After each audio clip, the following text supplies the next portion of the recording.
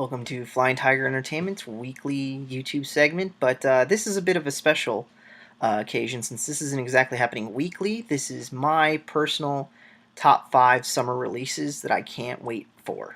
Michelle did one of these a couple weeks ago, and you'll notice hers were more Nintendo friendly. Mine tend to be geared more towards the PlayStation platforms. And I'm also a bit of an RPG slash I don't know, just weird game kind of a nut. So this is going to be geared more towards that crowd. So if you're like me, check out this list. Tell me what you think, and you may notice my cap. Any hardcore RPG gamers out there can tell me what this is from. It's really not that hard if you follow one particular series in general. But yeah, let me know what you guys think, and here we go. And now let's get started. We have here Tales of Xillia from Bandai Namco Games. Anybody that's seen the Tales series knows Tales of Symphonia, Tales of, oh gosh, Destiny, Tales of, it's been a 20-year-long series, I believe. I think they just celebrated their 20-year anniversary. So I'm really excited to see this Tales game come to the US, finally, after it's been in Japan for about 2 years, I believe. And not only did they get this game, but they also got a nice PlayStation 3 to go along with it. Unfortunately, we will not be getting this in the States, but we get a nice little consolation prize that I'll show you at the end of this section here.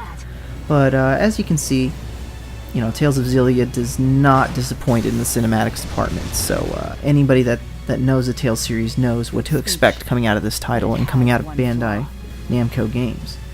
So I wish this trailer had a little more gameplay, but definitely looks beautiful. So I can't wait for this. This is coming out, oh, there you go, August 6th of this year, so only on PlayStation 3. And here's the limited edition of Tales of Xillia. Who are you? State your name. Next up we have Shin Megami Tensei 4, which I just bought my copy of Soul Hackers for the 3DS back when it first came out last month, and I'm really excited to see the newest entry in this series. I've always been a fan of the Demon Fusion mechanic, and just the stories that seem to bring the series to life. I believe they really do things that other series don't do that well. But this entry is going to be on the Nintendo 3DS. Another great 3DS title for me to add to my collection, so I'm really excited. And even better, if you're one of the first few people to get the game, you get this awesome limited edition set that you just saw.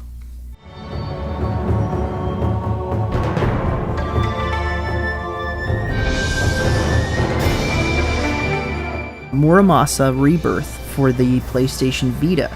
Yes, I know, the same PlayStation Vita that unfortunately isn't selling too well, but I think games like this are really going to make the Vita library pop and make it more attractive to people like me that like to play games from niche Japanese games. So this already came out on the Nintendo Wii, so I'm not sure what this remake adds to it. I know it's upscaling the graphics so they look much nicer, and it's from Vanillaware, so the art is going to be amazing.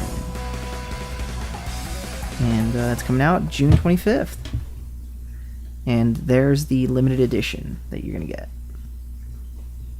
And from NIS, all makers of all quirky Japanese games here, and I guess they're co-publishing with Bandai Namco. Image Epoch, I love those guys. This game caught my eye not because of it's just another RPG, but the art style is very unique. I haven't seen a game like this maybe since the Laserdisc days. I haven't seen anything that looks like this. So it has a very interesting art style. It has the anime. It has it looks really good. But the way the character moves around makes it look like an old Laserdisc title, like a Dragon's Lair or something like that. So it reminds me of those kind of games. So that's why I'm really stoked on it.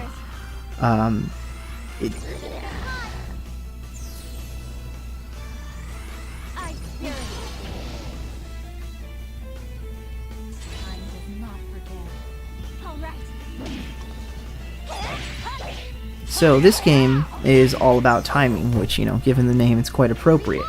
So, you know, you have to time your shots, you have to time when you're going to block. Kind of reminds me of Infinity Blade for iOS. It has that kind of a feel to it, to where you know, it's real time, but your character stays in the same area, not really moving from that depth to the screen. So it makes this game really pop out in my mind, just because of the art, the way the battle menu shows up like this. It's really unique, and I haven't seen a game like this, like I said, in years. So I'm really excited for it, and I hope you are too.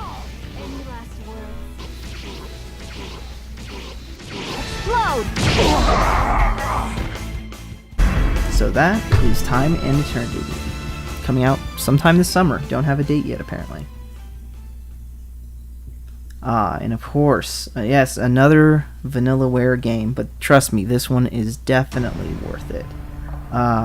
Anybody who's played Princess Crown on the Sega Saturn will know what an awesome game it is. It has a very, if you know another game from that time period, Guardian Heroes, it has that kind of a feel to it. So if you like your side-scrolling beat-em-up type games, something like X-Men, the arcade game, The Simpsons, and most recently, I guess you could say something like Castle Crashers, it has that kind of a gameplay to it, and the art style is just... I've never seen anybody make art like this in a video game, so any title that comes out from Vanillaware gets me really excited. And I'm not just talking about the Sorceress that was just on screen. So, I can't wait for this title to come out. I don't know if I'm going to get it for PS3 or for Vita. I do have both. So, I can't wait to see what the differences are going to be so I can make my choice.